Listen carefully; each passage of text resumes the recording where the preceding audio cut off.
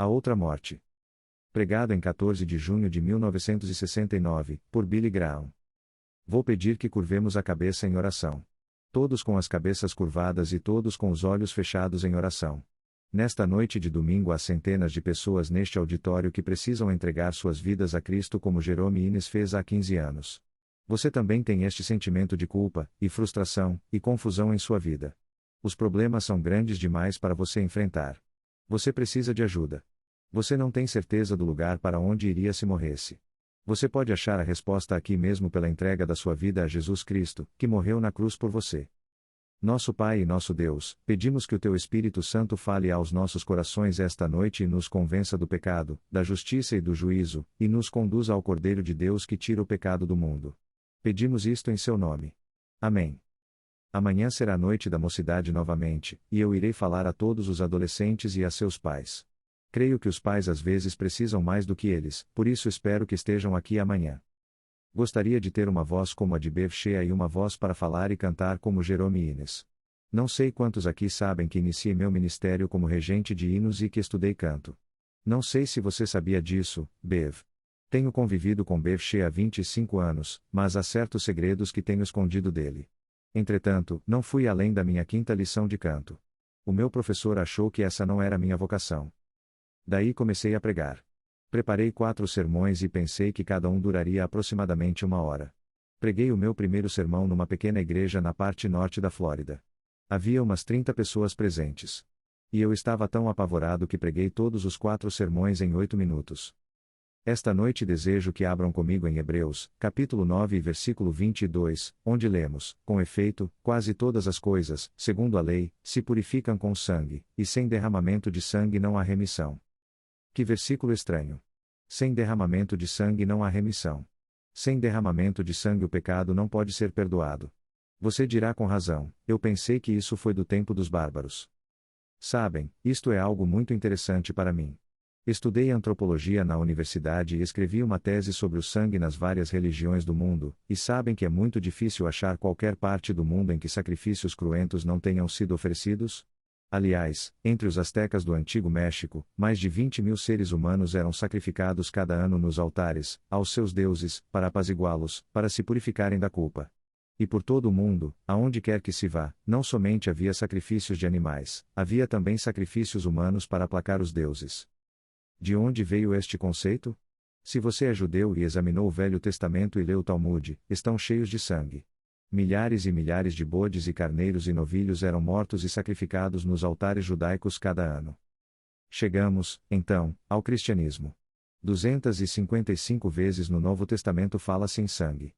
Isto de certo modo não é estranho? E se você pertence a alguma outra religião, o sangue tem parte saliente nela. Por que isto?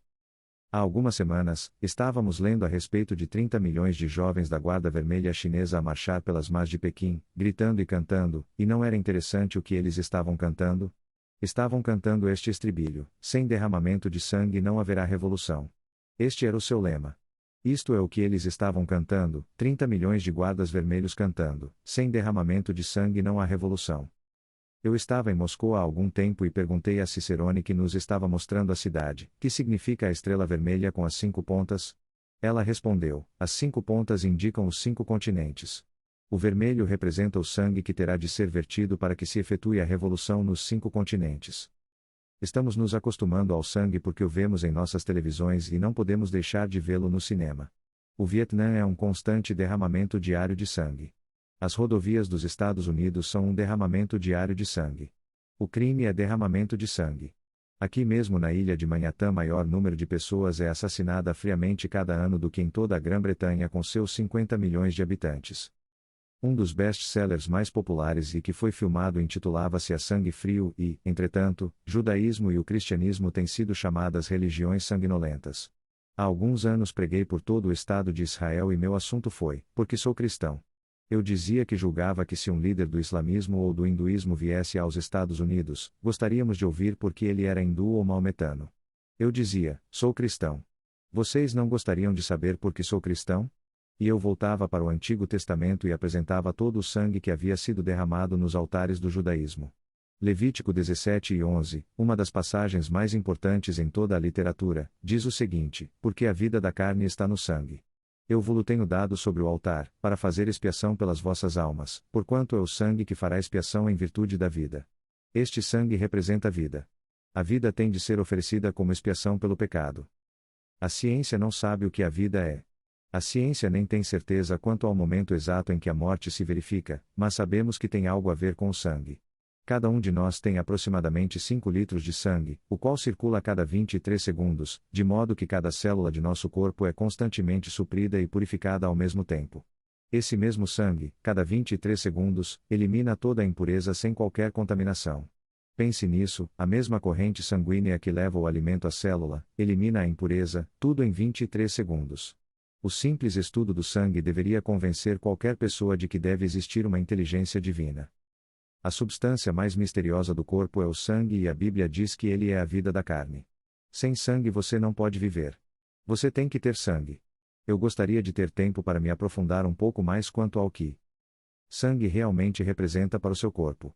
Mas a Bíblia diz que pelo sangue todos estamos relacionados com Adão, e as Escrituras dizem que Deus fez de um só sangue todas as nações que habitam a face da terra. Cada um de nós aqui esta noite, seja preto, branco, amarelo, vermelho, rico, pobre, qualquer língua que fale, todos estamos relacionados com Adão pelo sangue. É o sangue de Adão que corre nas veias de cada homem, seja ele quem for. E esse sangue que você tem em seu corpo leva consigo uma sentença de morte. A Bíblia diz, portanto, assim como por um só homem entrou o pecado no mundo, e pelo pecado a morte, assim também a morte passou a todos os homens, porque todos pecaram. Adão se rebelou contra Deus. Seu fluxo sanguíneo se envenenou e cada um de nós, como filhos e filhas de Adão, tem o sangue contaminado e este é o problema do mundo atual, envenenamento do sangue. Nosso sangue se tornou envenenado por uma doença chamada pecado, que nos conduz, finalmente, à morte. Você vai morrer. A Bíblia diz: aos homens está ordenado morrerem uma só vez. Visite o cemitério. Ele testemunha da veracidade da Bíblia. O homem morre. Não importa qual o seu nome seja. Pode ser Roosevelt, Churchill, Clark Gable, Marilyn Monroe, Adlai Stevenson ou Senador Kennedy. A morte vem. Todos iremos morrer. A vida da carne está no sangue, porém existe algo de errado no sangue. Alguma coisa está errada no coração. Ele tem uma enfermidade que finalmente causará a morte. Existe, porém, uma outra morte, porque isto tem uma aplicação espiritualismo. O sangue é só o símbolo da vida. Quando ele é derramado, sobrevém a morte. E ela provoca também uma morte espiritual que é muito real.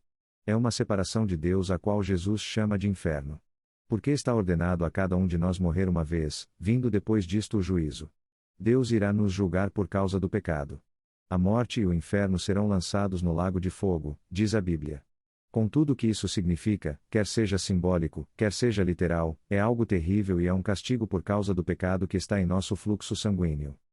Arnold Toynbee escreveu um livro intitulado A Preocupação do Homem com a Morte, no qual ele diz que o maior inimigo do homem é a morte. Numa recente pesquisa da opinião pública, lemos sobre o afastamento da vida religiosa nos Estados Unidos. Mas segundo outra pesquisa, sabem que 5% mais de pessoas creem na vida após a morte do que há 20 anos passados? O Papa Paulo VI disse há algum tempo que o mundo está nos paroxismos de uma força do mal sem precedentes e sinistra, e todos estão sendo arrastados e dominados por uma corrente irresistível como a de um rio. A jovem e popular romancista Susan Sontag, de Oxford e da Sorbonne em Paris, disse: os Estados Unidos são um país condenado. Só peço a Deus que quando eles caírem, não arrastem o resto do planeta consigo. Li outro dia de um tigre na Índia que teve um acesso de fúria que durou 5 dias e devorou 5 pessoas. A Bíblia ensina que no fluxo sanguíneo de Nova York, no fluxo sanguíneo dos Estados Unidos, no fluxo sanguíneo de toda a humanidade, existe um tigre. O pecado é um tigre à espreita para devorar e ele está dentro de cada um de nós. Todos têm esse tigre no seu corpo. Somos pecadores e o castigo de nossa rebelião e de nosso pecado é a morte. Quando você vai ao Antigo Testamento encontra a morte do princípio ao fim. Veja Adão e Eva. Lembre-se de que viviam num paraíso perfeito. Foram criados à imagem de Deus. Não era o propósito de Deus que eles jamais experimentassem a morte. Não era seu desejo que alguém jamais ficasse doente. Ele não queria que alguém jamais fosse assassinado. Não pretendia que qualquer pessoa jamais tivesse de lutar numa guerra. Tudo era perfeito.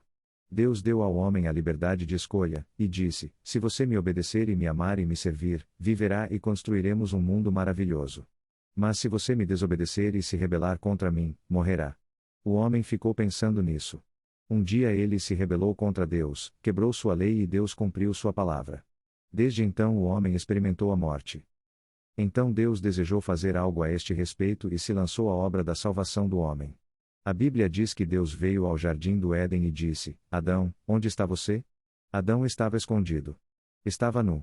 Ele foi, apanhou folhas de figueira e as cozeu e se cobriu, procurando esconder sua nudez, e seu pecado, e sua rebelião contra Deus, mas não pôde.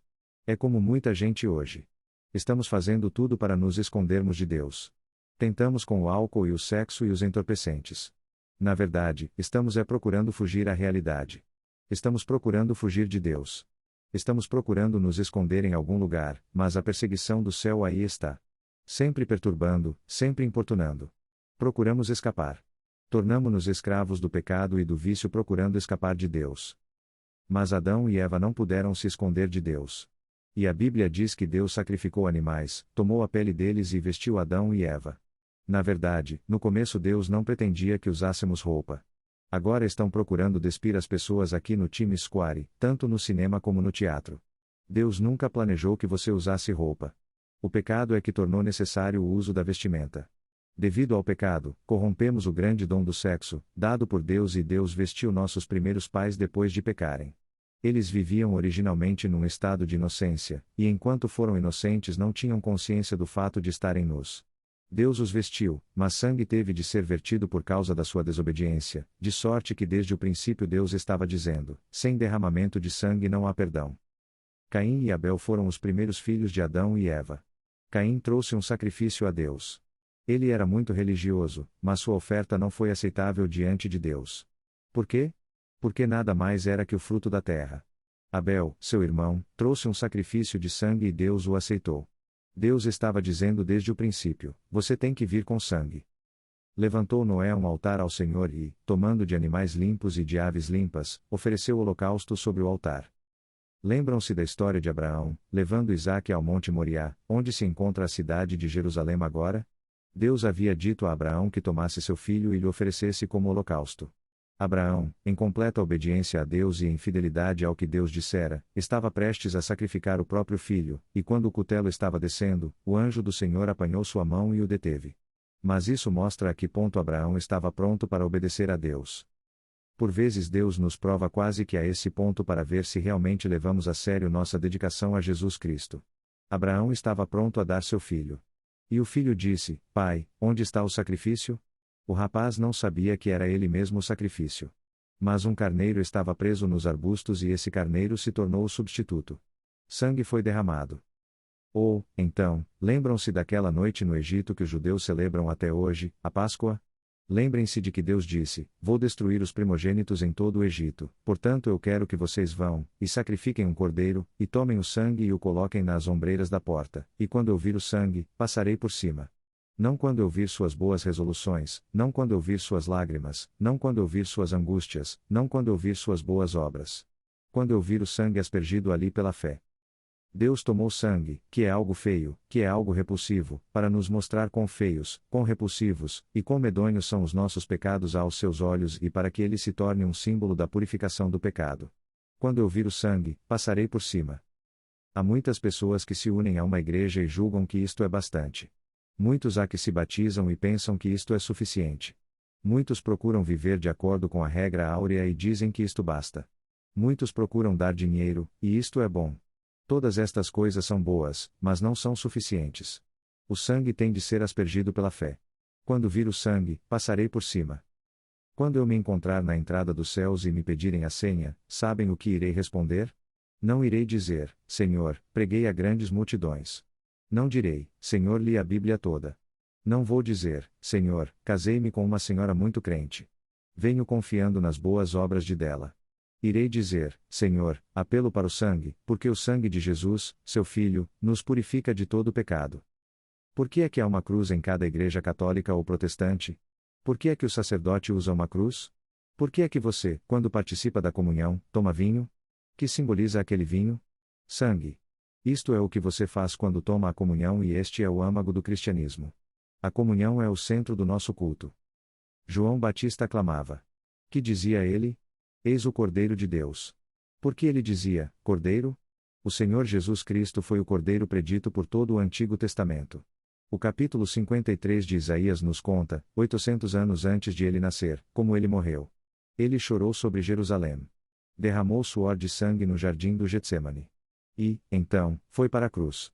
Pregaram cravos em suas mãos, puseram uma coroa de espinhos em sua fronte e uma lança varou seu lado. E jorrou sangue. Por todo o Testamento encontramos a expressão o sangue de Cristo. 14 vezes Jesus menciona seu próprio sangue. Ele predisse sua própria morte. Ele disse a Nicodemos, e do modo por que Moisés levantou a serpente no deserto, assim importa que o Filho do Homem seja levantado.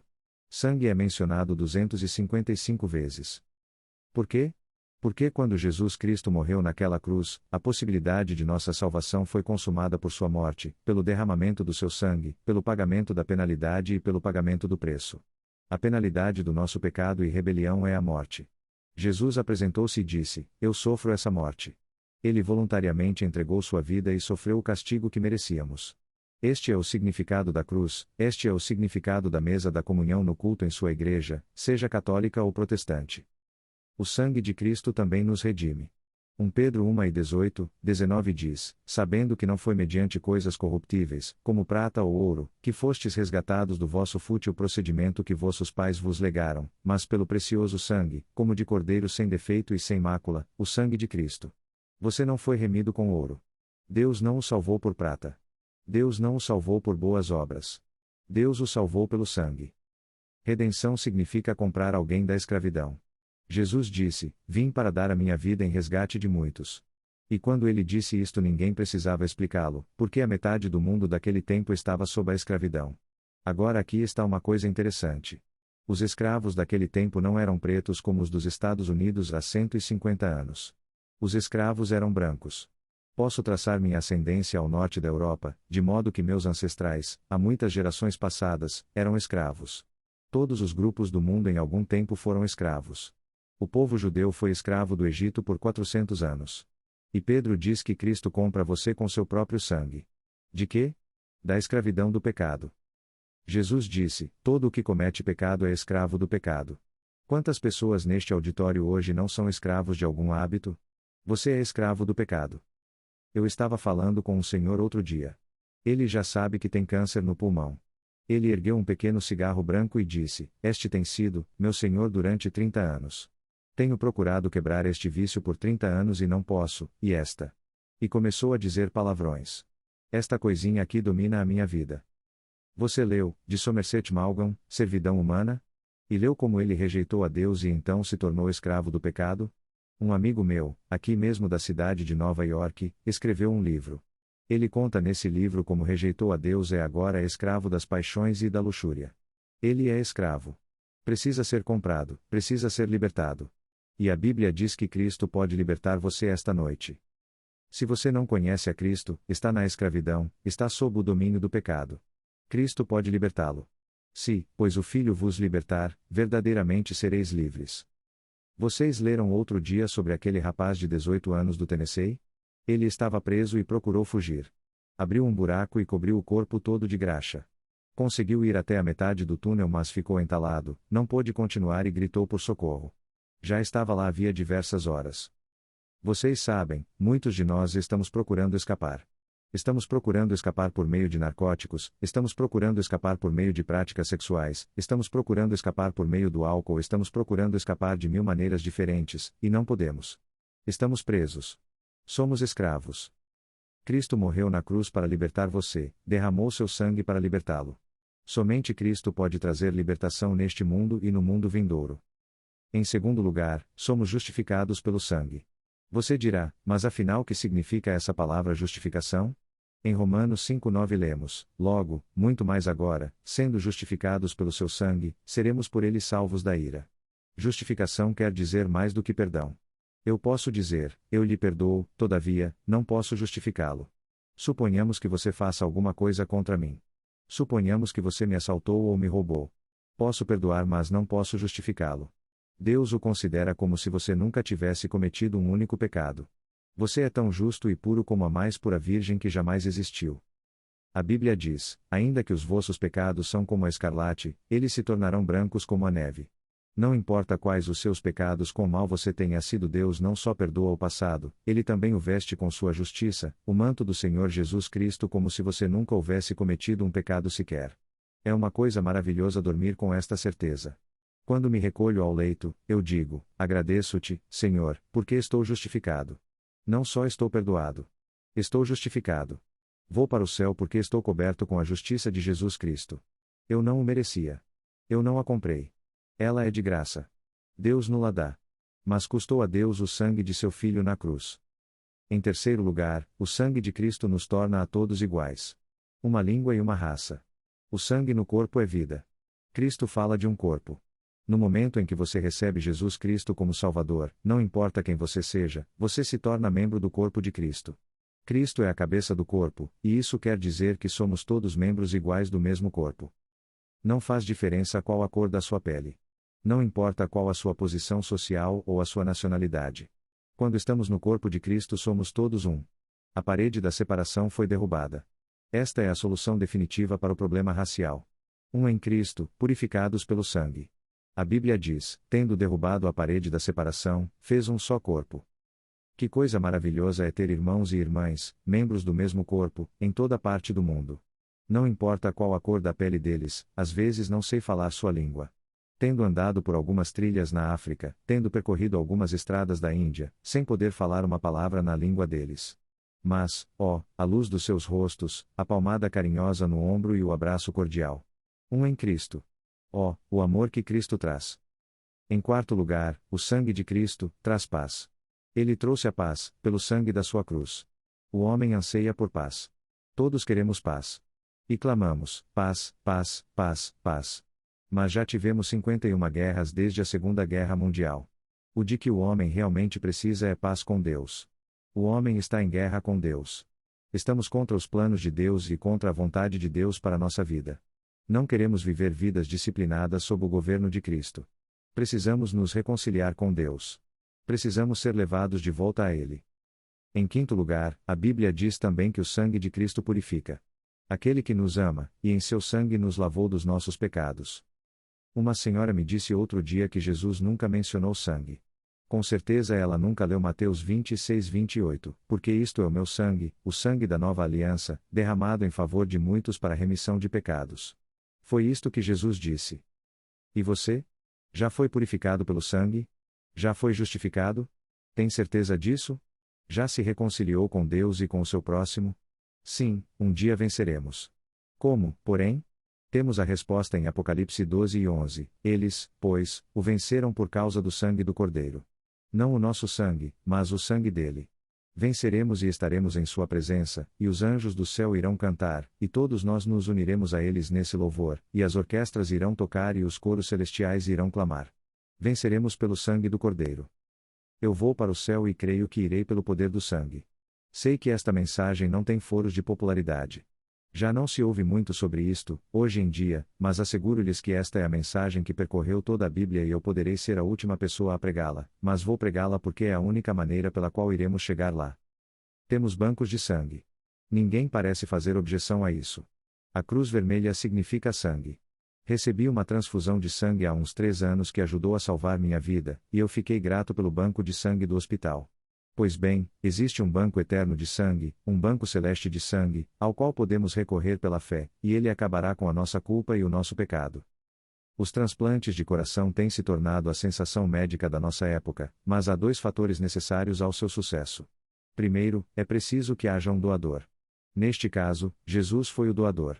Ele deu sua vida, seu coração, por você. Em segundo lugar, o paciente precisa aceitar o coração. Há sempre o perigo de o corpo rejeitar o novo coração. Mas Deus nos deu a capacidade e o direito de escolha. Você pode aceitar ou rejeitar. Qual dos dois fará? Se existe alguma dúvida em seu coração hoje, a respeito de você estar pronto ou não para se encontrar com Deus, espero que você receba Cristo como Salvador. Você perguntará: mas, Billy, que é que eu devo fazer? Você tem de estar disposto a se arrepender dos seus pecados. Isto quer dizer abandonar os seus pecados. Você tem de dizer a Deus: sou um pecador. Perdão. Você tem de se dispor a receber Jesus Cristo pela fé. Note que eu disse pela fé. Esta noite eu só toquei de leve neste assunto que corre a Bíblia toda, este filete carmesim que vai do Gênesis ao Apocalipse. Você poderá não compreender tudo a respeito disto, poderá não entender nada de teologia. Mas você não precisa entender nada, senão que é um pecador, e que Cristo morreu por você, e que você está pronto a recebê-lo. Isto é tudo quanto você precisa entender. Precisa saber que Deus o ama e quer perdoá-lo. Você pode ser católico, protestante ou judeu. Ou poderá não ter nenhuma religião. Mas você quer vir e deixar Cristo entrar em seu coração esta noite e entregar sua vida a Ele, e saber que seus pecados estão perdoados. Você quer saber que está justificado, e saber que está reconciliado com Deus, e saber que o seu nome está escrito no livro da vida, e saber que irá para o céu. Vou pedir-lhes que façam esta decisão. Vou pedir que deixem os seus lugares e venham até a frente deste tablado e aqui permaneçam silenciosamente. Depois que todos vierem, vou dizer-lhes uma palavra e fazer uma oração com vocês. Um conselheiro depois lhes dirá uma palavra e vocês poderão voltar para o meio dos seus amigos. Por que peço que você venha à frente, numa manifestação pública? Não é verdade que fazemos tudo mais em público?